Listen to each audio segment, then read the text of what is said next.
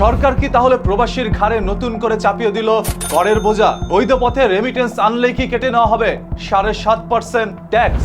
গত কয়েকদিন ধরে সোশ্যাল মিডিয়ার মধ্যে ছড়িয়ে পড়া এই একটি বিষয় নিয়ে মানুষের মনের মধ্যে আতঙ্ক ও ক্ষোভের সৃষ্টি হয়েছে। প্রবাসীরা যেভাবে আতঙ্কে রয়েছে সেরকম ভাবে তার পরিবারও। তাহলে কি বাংলাদেশের যতগুলো ফ্রিল্যান্সার আছে সবার কাছ থেকেই 7.5% ট্যাক্স কেটে নেওয়া হবে? যেই সকল মানুষগুলোকে বলা হয় রেমিটেন্স যোদ্ধা, তাদের ঘাড়েই কেন নতুন করে এই ট্যাক্সের বোঝা বসানো হয়েছে?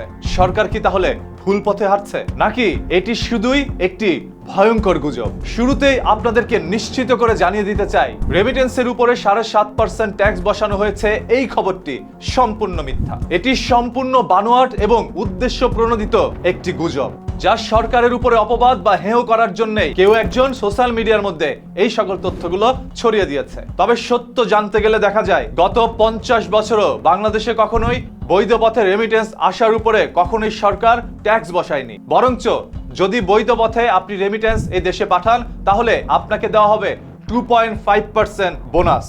মানে আপনি যদি 100 টাকা দেশে পাঠান, তাহলে সেখানে 102 টাকা আপনাকে দেওয়া হবে। বৈধ পথে রেমিটেন্স পাঠানোর জন্য সরকার আপনাদেরকে 2.5% বোনাস দিচ্ছে। আর সেখানে গুজব ছড়িয়ে পড়েছে সরকার নাকি 7.5% ট্যাক্স বসিয়ে দিয়েছে জনগণের মধ্যে। এখন প্রশ্ন হচ্ছে, তাহলে ট্যাক্স কিসে বসানো হয়েছে? প্রবাসী যখন বাংলাদেশে টাকা পাঠান, তখন সেই মূল টাকার উপরে কোনো ট্যাক্স বসানো হয় না। তবে সেই টাকা যদি ব্যাংকের মধ্যে স্থায়ী আমানত ও এফডিআর হিসেবে রাখা হয়, যে লাভ বা সুদ আসে সেই লভ্যাংশের উপর ব্যাংকগুলো নিয়ম অনুযায়ী নির্দিষ্ট উৎস কর বা সোর্স ট্যাক্স কাটে।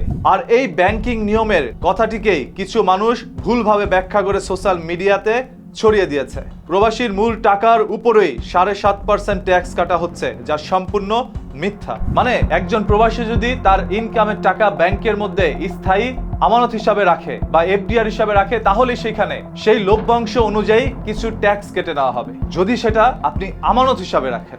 তবে আপনি সরাসরি রেমিটেন্স দেশের মধ্যে আনলে সেখানে কোনো ধরনের ট্যাক্স কাটে না। এটি হয়তোবা আজকে আপনারা নিশ্চিত হতে পেরেছেন এবং সত্য তথ্যটা জানতে পেরেছেন।